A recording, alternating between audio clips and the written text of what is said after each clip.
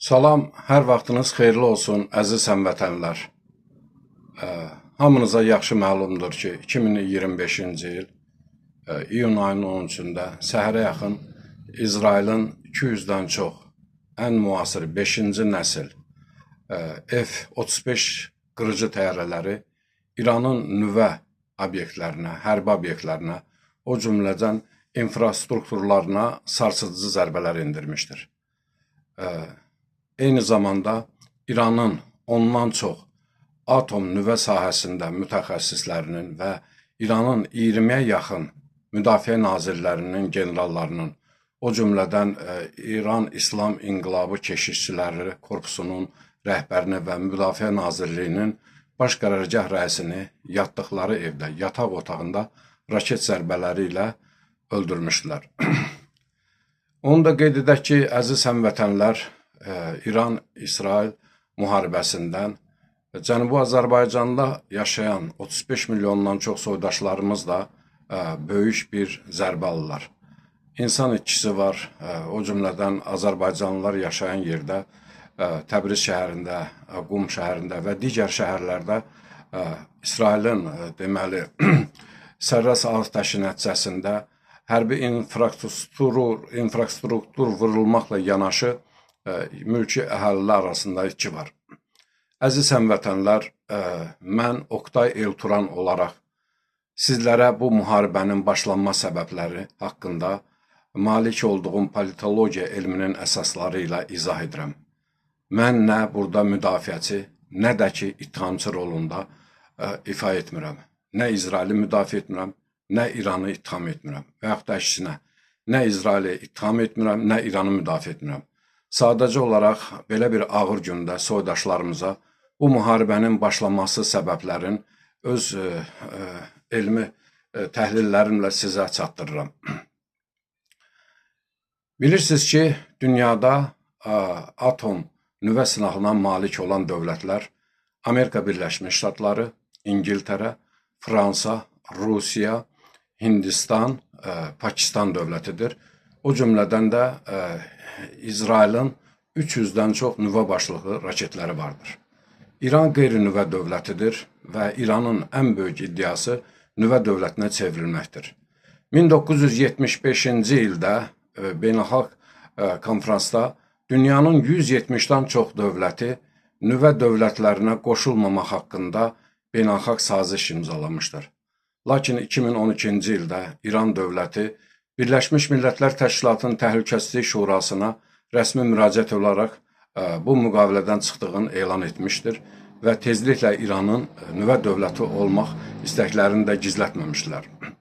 Əziz həmvətənlər, İranın keçmiş prezidenti Rəfsanjani deyirdi, əgər bu nüvə silahı yaxşıdırsa, niyə bizdə olmasın?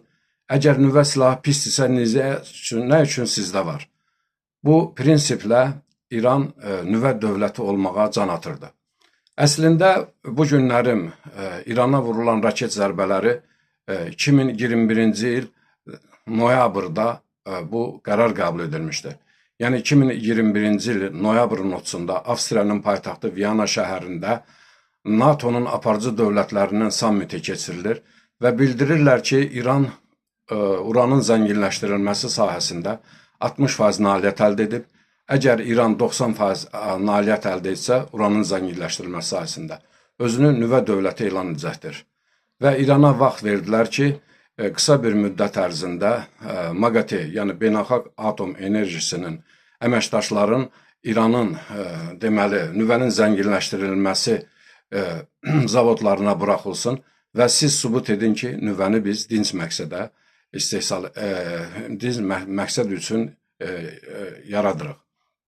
Əziz həmvətənlər, münaqişənin kökündə bu durur. Burada bəziləri İsraili itham edir, bəziləri İranı itham edir. Lakin biz müharibənin başlama səbəblərini bilmədən buna düzgün qiymət verə bilmərik. İran öz xislətindən əl çəkməmiş, uranın zənginləşdirilməsi sahəsində çox böyük müvəffəqiyyətlər əldə etmiş, artıq 90%-ə qədər yaxınlaşdırmışdır ki, bu da İranın tezliklə nüvə dövləti olması haqqında dünyaya elan edəcəyini bildirmişdir. Baxmayaraq ki, dünyanın aparıcı dövlətləri 5 dəfə İranla bu barədə danışıqlar aparmış, lakin danışıqlar heç bir əhəmiyyət verməmişdir. 6-cı danışıq Omanda olmalı idi. Lakin İsrail bildirmişdir ki, İrana imkan vermək olmaz ki, nüvə dövləti yaratsın. Çünki hələ İran nüvə dövləti olmamışdan əvvəl rəsmən bəyan edirdi ki, nüvə silahını ilk dəfə olaraq İsrail dövlətini və Yahudiləri yer üzündən silməkdən sınaqdan keçirəcəkdir. Əziz həmvətənlər, bu mənim dediklərim şəxsi fikrimdir. Bu bütün internet saytlarında var. Bütün dünyada gedən proseslər bu haqda bütün siyasi şəxslər öz siyasi mövqelərini nümayiş etdirmişdir. Hesab edirəm ki, burada belə deyək, müsəlman-xristiyan müharibəsi getmir. Hesab edirik ki, burada məsələn Cənubi Azərbaycanda soydaşlarımızın baxmayaraq ki, raket zərbələri nəticəsində dünyasını dəyişənlər var. Bu, bilərəkdən Azərbaycanlı olduğu üçün onlar raket atəşinə tutulmayıb. Sadəcə olaraq Azərbaycan, Cənubi Azərbaycan arasında olan hərbi obyektlərə atılan atəş nəticəsində dünyalasını tərk etmişdir. Dünya İrana nə vəd edir? Deyirsən, uranın zənginləşməsini dayandır, nüvə dövləti olmaqdan imtina edə, əvəzində nə alacaqsan? Bilirsiniz ki, əziz həmvətənlərim, 40 ildir İran beynəlxalq sanksiyalar altındadır. Dünyanın ən böyük neft və qaz yataqları İrandadır və İranın bu neft və qaz yataqlarının məhsulların beynəlxalq bazara çıxara bilmir.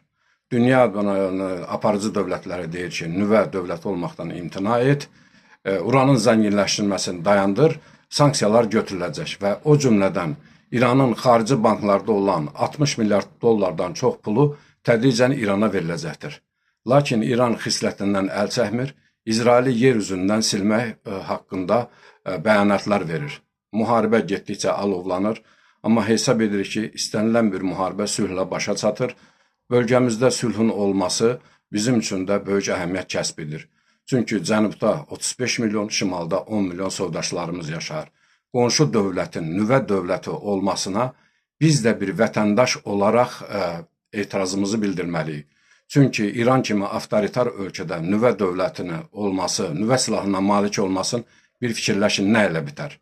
Yəni, İran bu silahdan hansı dövlətə, əsasən İsrailə qarşı istifadə etsə, İsrailin də 300-dən çox nüvə başlı raketləri var və İranı yer üzündən silər.